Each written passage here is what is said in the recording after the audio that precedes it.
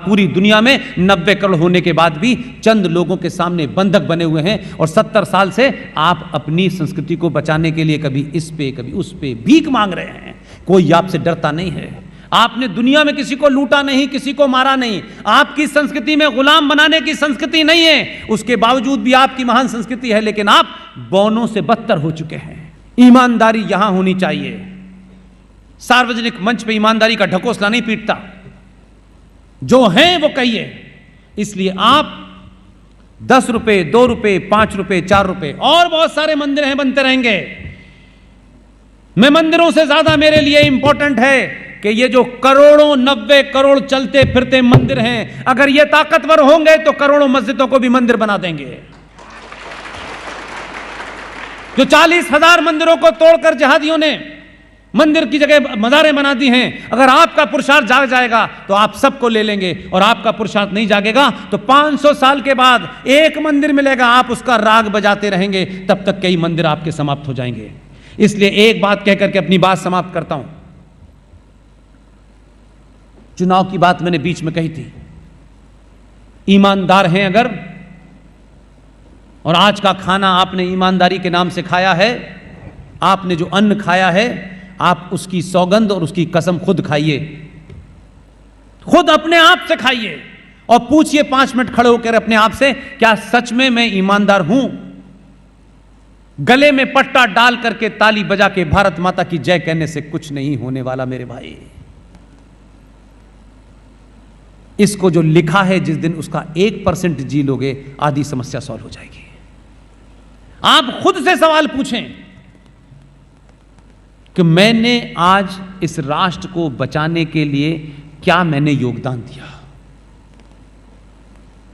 इसलिए चुनाव ऐसा नहीं है कि चुनाव बंद हो जाएंगे। चुनाव में वोट देने वालों को जिस दिन यह समझ आ जाएगा कि जो नेताजी आए हैं अपने मुखौटा लगा करके हिंदुओं के इलाके में वोट मांगेंगे तो यूं कर लेंगे, और हरे कपड़े में जाएंगे तो यूं कर लेंगे, ये मक्कारी इन्हें करने दीजिए। ऐसा नहीं है कि आपके चाहने से सत्ताएं की व्यवस्था बदल जाएगी, सुप्रीम कोर्ट, आपकी संसद बंद हो जाएगी। लेकिन मैं जो आपसे चाहता हूं, सिर्फ इतना ही चाहता हूं कि आप इनके सामने सवाल खड़ा करें, और ऐसे समय पे खड़ा करें कि इनके गले में अटक जाए, और आपके माध्यम से देश की हर उस विधानसभा में जहां राष्ट्रवादियों का यह कहना है कि हम मेजॉरिटी में हैं, वो अपनी विधानसभा में पास करा दें। देश के अंदर साइन होगा प्लेसेस ऑफ वर्शिप एक्ट के तहत 40,000 मंदिर, जिसमें अरबों खरबों की जमीन है, हमारे पूर्वजों के वो मंदिर हैं। ऐसा आर्किटेक्चर दुनिया में नहीं मिलता है। सबके ऊपर से जिहादियों का कब्जा हट जाएगा, सरकार का कब्जा हट जाएगा। आपको नए मंदिर बनाने की आवश्यकता नहीं है। वो जो मंदिर बने हैं उसका आर्किटेक्ट दुनिया में नहीं मिलता है, वो आपकी प्रॉपर्टी होगा। आप उसमें बड़े बड़े गुरुकुल खोल सकते हैं। ये काम आपको करना है, आज से करना है, अगर आप ये ईमानदारी के साथ करते हैं। ये मत करिएगा कुछ लोग आ जाएं, नहीं नहीं, अभी तो ये जो गेरुए रंग के वस्त्र डाले वाले, इनकी सरकार को खतरा नहीं, ना ना ना, अभी होगा, तभी देंगे हम वोट। इस बार 3 बार दे चुके हैं, ये बार बार नहीं चलेगा। ये जीएसटी और सड़क बनाने के लिए बार बार नहीं चुन रहे हैं। जीएसटी आता रहेगा, सड़कें बनती रहेंगी, राष्ट्र का निर्माण हो गया तो फिर कोई चिंता नहीं होगी। इसलिए ऐसे मुद्दों को मुश्किल बनाइए, और जीएसटी का मुद्दा मत बनाइए। ये कल बदल जाएगा, परसों बदल जाएगा। कुछ राजनीति के कारण है, कुछ अंतर्राष्ट्रीय स्थिति होती है उसके कारण है। लिहाजा मुझे पूरी उम्मीद है, आपके आदमी ने बड़ा सारा काम कर रखा है। सब मैं सार्वजनिक नहीं करना चाहता, क्योंकि उस मुहिम में सिर्फ ऐसा ही नहीं है कि मेरा यूट्यूब आप ही देखते हैं, पड़ोसी भी देखते हैं। उनका अच्छा ये लाइन दे के गया है तो उसके खिलाफ माहौल बनाते, वो लाइन नहीं दूंगा मैं आपको। 2024 में अखंड भारत का एक टुकड़ा, जिसे हम अपना शीर्ष कहते हैं, वो आपके पास होगा।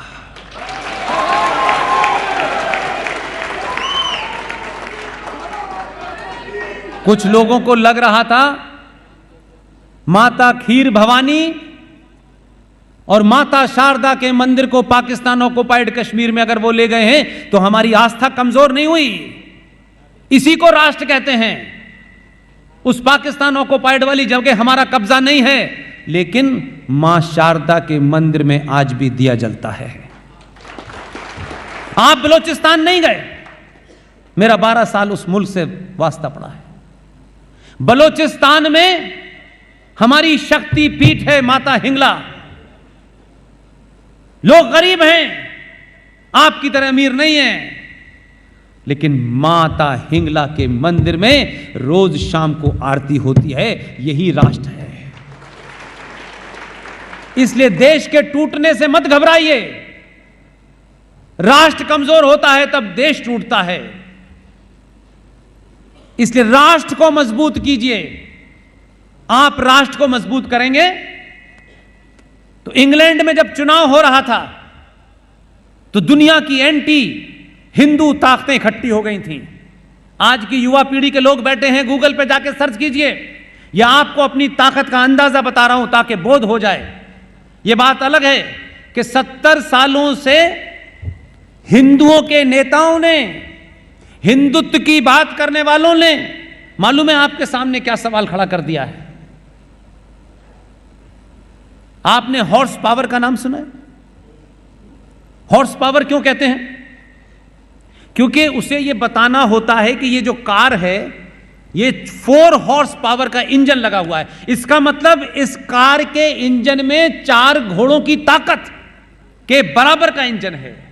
ये 5 घोड़ों के बराबर की इंजन की ताकत है। घोड़ा इतना ताकतवर है कि उसके नाम से हॉर्स पावर इजाद हुई कि घोड़े की ताकत के बराबर का लगा है, इसलिए यह गाड़ी चल जाती है। लेकिन जब कायर और लालची नेता मिलते हैं तो आपकी स्थिति क्या है मालूम है? आपकी स्थिति यह कर दी है कि आप घोड़े हैं इसका बोध ना हो। जैसे घोड़े को जो तांगे में होता है ना, उसकी साइकोलॉजी क्या होती है? उसे लगता है दिन भर मेरे ऊपर कुछ रखा हुआ है, हटाने के बाद भी लगता है। उस घोड़े को प्लास्टिक की कुर्सी से शाम को बांध दीजिए, वो घोड़ा 3 दिन बाद भी वहीं मिलेगा। हिंदुओं को इस देश में उस घोड़े की तरह प्लास्टिक की कुर्सी से बांध दिया है। उसे ये बोध ही नहीं होने दे रहे कि ये प्लास्टिक की कुर्सी क्या है, मैं तो इंजन उठा के फेंक सकता हूं। वो अपनी बुद्धि को, उस ताकत को भूल गया है और दिन भर उस प्लास्टिक की कुर्सी से डरा हुआ खड़ा है कि मेरी पट्टी तो इससे बंधी है, मैं इसे हिला नहीं सकता। आपको घोड़े होने का बोध कराना चाहता हूं। आपके अंदर वो शक्ति है कि आप हॉर्स पावर हैं। आप प्लास्टिक की कुर्सी आपको नहीं रोक सकती है। लिहाजा समय रहते बिना किसी लाग लपेट के यही दबाव बनाइए कि 1945 में जिस आदमी के खिलाफ एक भयानक षड्यंत्र किया, हमने 70 सालों में बहादुरों की कभी कदर नहीं की। और अभी अभी कुछ बच्चे आए थे कि अखिल भारतीय विद्यार्थी परिषद के हैं, उन्होंने मुझे एक तस्वीर दी। और तस्वीर किसकी दी? किसकी तस्वीर थी वो? स्वामी विवेकानंद की। इसलिए एक ही महीना आता है जिसे मैं सबसे शुभ मानता हूं, उस महीने को कहता हूं जनवरी। सबसे शुभ महीना था। 12 जनवरी को विवेकानंद पैदा हुए, 23 जनवरी को सुभाष चंद्र बोस पैदा हुए। और जो जिंदगी में जनवरी पे बोझ थे वो चले गए 30 को।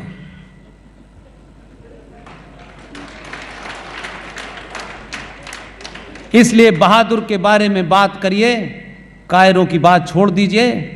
आप अपने बच्चे से सुबह उठें तो उससे ये मत कहिए तुझे ये नहीं आता, तू ऐसा है। आप सुबह उठें, आप उस बच्चे के कंधे पे हाथ रखिए कि तू शेर का बच्चा है। आपके गुजरात में एक ट्राइब है, वो ट्राइब जहां मुसलमान रहते थे उन इलाकों में रुक गई तो वहां वो मुसलमान हो गए, और जिन इलाकों में हिंदू रहते थे वहां वो हिंदू हो गई। उस ट्राइब के अपने कैरियर के ज़माने में कुछ स्टोरी करने आया उस ट्राइब को सिद्धि ट्राइब कहते हैं, वो सिद्धि कहलाते हैं। वो लोग उनके बीच में रहा क्योंकि स्टोरी करनी थी। वो अपने बच्चे को मालूम है क्या कहते हैं? सिद्धि का बच्चा, शेर का बच्चा, सिद्धि का बच्चा, शेर का बच्चा। मैं पूछता था ये ऐसे क्यों कहते हैं? बोले कि ये शेर का इसके मन में स्मरण कराना है और इतनी बार इसे शेर बोलना है कि ये सच में शेर समझने लगे अपने आप को और इसमें शेर जैसी निडरता पैदा हो जाए। आप अपने बच्चे को सत्तू खिलाइए, मैगी खिलाना बंद कर दीजिए। आप 25 दिन पुराना सूखी एक रोटी को उस पे पिज्जा लगा के, बर्गर खिला के 15 दिन पुरानी रोटी खिलाते, कहते हैं ये बहुत मजे की है। और हमारी मां रात की रोटी पे देसी घी लगा के बांध के देती थी, उससे ताकत आती थी। आप ये सड़ी हुई रोटी खिला रहे हैं उसे, आप क्योंकि आपको पिज्जा खिलाना है।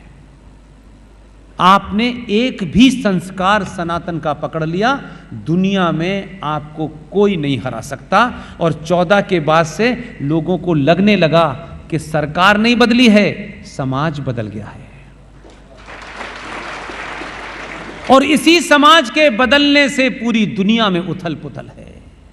इसलिए पूरी ताकत से लोग अमेरिका, ऑस्ट्रेलिया, इंग्लैंड, कनाडा में कभी शाहीन बाग बनाते हैं, कभी किसान आंदोलन बनाते हैं।